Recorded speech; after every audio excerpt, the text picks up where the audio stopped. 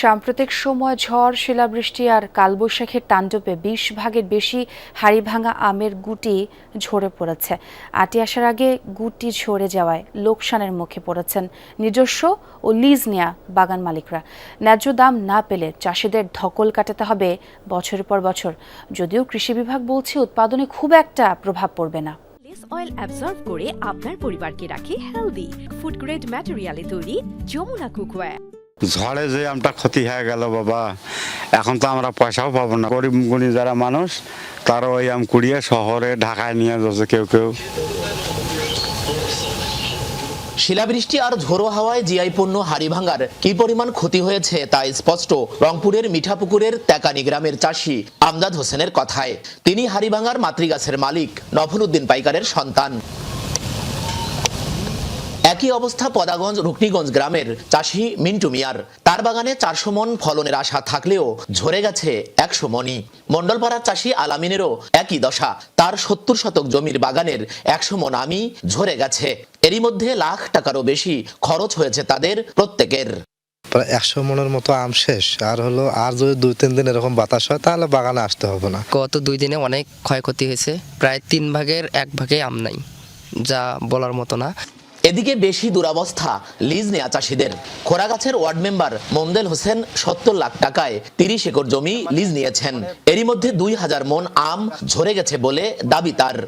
আম যে শুধু ঝরেই গেছে তা নয়, শিলাবৃষ্টিতে ফাটা ও দাগ পড়া যেসব আম এখনো গাছে আছে তার পরিমাণও কম নয়। 2000 মনের আমের অতিক্রম হয়ে গেছে, মানে একদম পড়ে গেছে। আর যেগুলো গাছত আছে এই আমগুলো প্রায় শতকরা 30% আম পাথরের মাইরে ফাড়া।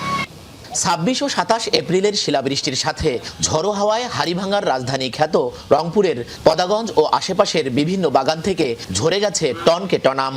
এবার দাম বেশি হওয়ার শঙ্কা অনলাইনে সরবরাহকারী উদ্যোক্তাদের।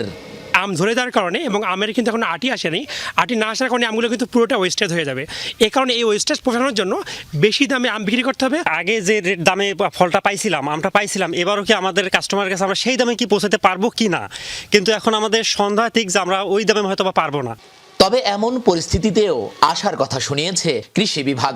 আর আবহাওয়া অফিস বলছে নতুন করে শিলাবৃষ্টির সম্ভাবনা কম। যেহেতু বেশ কয়েকদিন ধরে কন্টিনিউয়াসলি বৃষ্টিপাত হচ্ছে, অতএব ওই শিলাবৃষ্টির সম্ভাবনাটা আপাতত নাই। এখন যে ঝড়ো হাওয়া সেই সাথে বৃষ্টিপাতটা, ভারী বৃষ্টিপাতটা হচ্ছে, এটা ফসলের কথা যদি বলি সেক্ষেত্রে একটা ক্ষতির সম্মুখীন কৃষকরা হচ্ছে। কেননা এই সময় ফসলের ক্ষেত্রে দেখবেন যে মুকুলগুলো বের হচ্ছে। অনেক সময় কৃষকরা কিন্তু ওই আমরা বলি যে পাতলা করে দেওয়া, থিনিং বলি, সেটি করতে চান না। যে কারণে হয় কি যে একটি ঝোপায় যদি 5টি আম থাকে 5টি আমের সাইজ ছোট হয়ে যায়। তো এবার আমি বলবো যে নেচার বা প্রকৃতি কিন্তু কিছুটা কিন্তু সেই থিনিংয়ের কাজটি করে দিয়েছে। সেক্ষেত্রে আমের সাইজও কিন্তু বড় হবে, ফলনে কোনো প্রভাব পড়বে বলে আমি মনে করি না। এবার রংপুর অঞ্চলে 3000 হেক্টর জমি থেকে 300 কোটি টাকারও বেশি হাড়িভাঙার ফলনের আশা ছিল কৃষি বিভাগের। কিন্তু ঝড় বৃষ্টির কারণে 30 ভাগ ফলন কম হবে বলে মনে করছেন কৃষকরা। সরকার, মাজারুল মান্নান, যমুনা নিউজ, রংপুর।